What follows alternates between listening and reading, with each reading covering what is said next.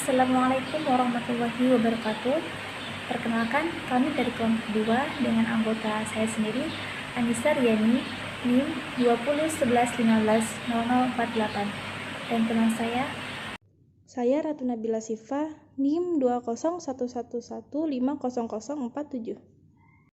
Di sini kami akan memaparkan tentang aliran teologi Islam dan memahami hubungan antara teologi Islam, filsafat, dan tasawuf.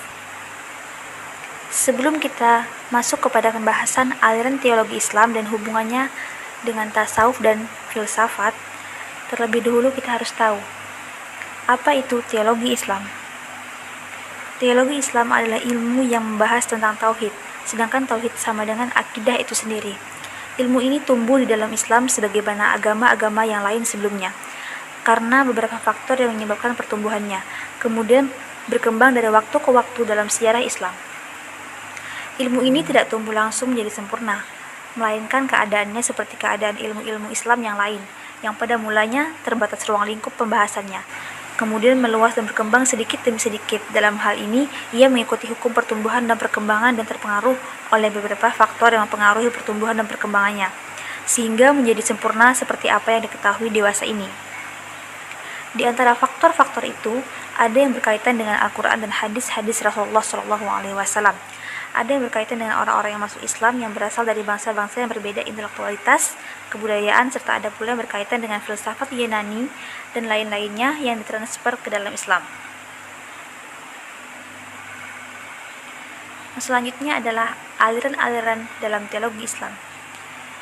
Aliran-aliran dalam teologi Islam terbagi menjadi 3, yaitu aliran Khawarij, aliran Murji'ah, dan aliran Mu'tazilah.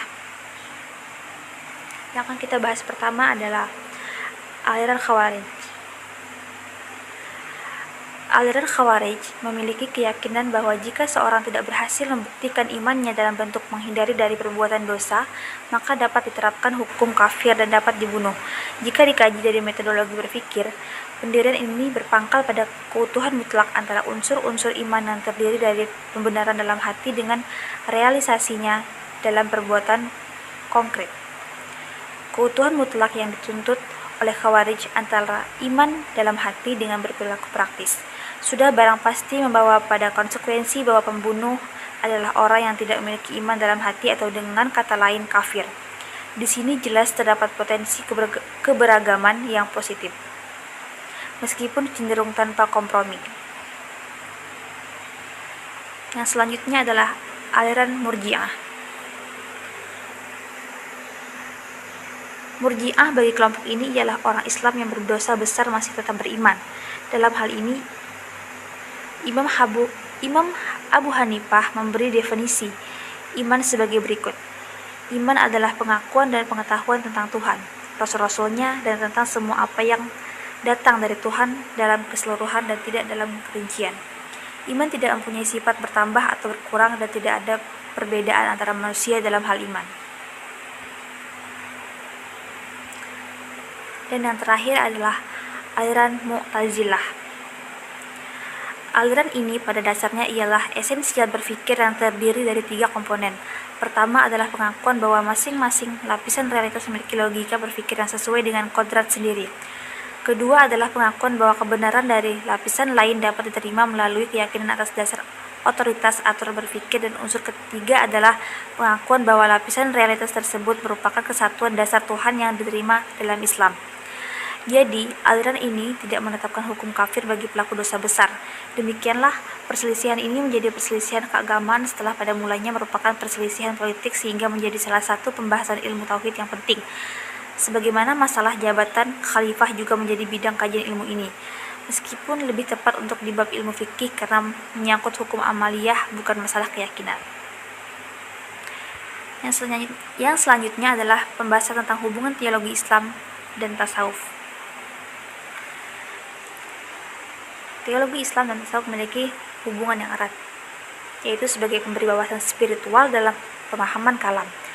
Penghayatan yang mendalam lewat hati terhadap ilmu kalam menjadikan ilmu ini lebih terhayati atau teraplikasikan dalam perilaku. Dengan demikian, ilmu tasawuf merupakan penyempurna ilmu kalam. Yang selanjutnya sebagai pengendali ilmu tasawuf. Oleh karena itu, jika timbul suatu aliran yang bertentangan dengan akidah atau lahir suatu kepercayaan baru yang bertentangan dengan Al-Quran dan As-Sunnah, hal itu merupakan penyimpangan atau penyelewengan. Jika bertentangan atau tidak pernah diriwayatkan dalam Al-Quran dan As-Sunnah, atau belum pernah diriwayatkan oleh ulama-ulama salaf, hal itu harus ditolak. Yang selanjutnya adalah sebagai pemberi kesadaran rohaniyah dalam perdebatan-perdebatan kalam. Sebagaimana disebutkan bahwa ilmu kalam dalam dunia Islam cenderung menjadi sebuah ilmu yang mengandung muatan rasional di samping muatan nakliyah. Ilmu kalam dapat bergerak ke arah yang lebih bebas. Disinilah ilmu tasawuf berfungsi memberi muatan rohaniyah sehingga ilmu kalam terkesan sebagai dialektika keislaman belaka yang kering dari kesadaran penghayatan atau sentuhan hati.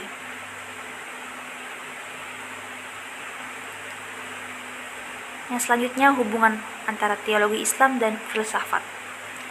Ilmu filsafat adalah dasar dari pengetahuan atau cara berpikir, sedangkan ilmu kalam sudah spesifik membahas kajian dengan objeknya adalah agama atau ketuhanan. Ilmu kalam membutuhkan ilmu lain untuk memprosesnya. Dengan filsafat maka kita dapat memahami bahwa suatu realitas memiliki eksistensi, fungsi, nilai, kedudukan, hubungan sebab akibat, hubungan dengan realitas lain, dan sebagainya. Contohnya kedudukan Allah terhadap manusia, sifat-sifat Allah, penciptaan manusia, dan hubungannya dengan keberadaan Allah, dan sebagainya. Ilmu filsafat adalah ilmu dasar yang sifatnya umum, tidak akan berfungsi jika tidak ada kajian atau objek yang diteliti. Maka itu seperti rukun Islam, rukun iman, fungsi iman kepada kitab Allah, fungsi iman kepada Allah Subhanahu wa Ta'ala, dan fungsi Al-Quran bagi umat manusia tentu membutuhkan ilmu kalam memahaminya secara spesifik. Ilmu kalam sudah spesifik membahas agama dan ketuhanan, sedangkan filsafat berkaitan dengan realitas secara umum.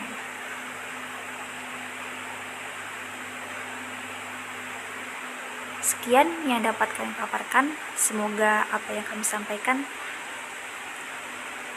bermanfaat untuk kalian semua. Terima kasih. Sekian presentasi dari kami. Kurang dan lebihnya mohon maaf. Wabillahi taufiq wal hidayah. Wassalamualaikum warahmatullahi wabarakatuh.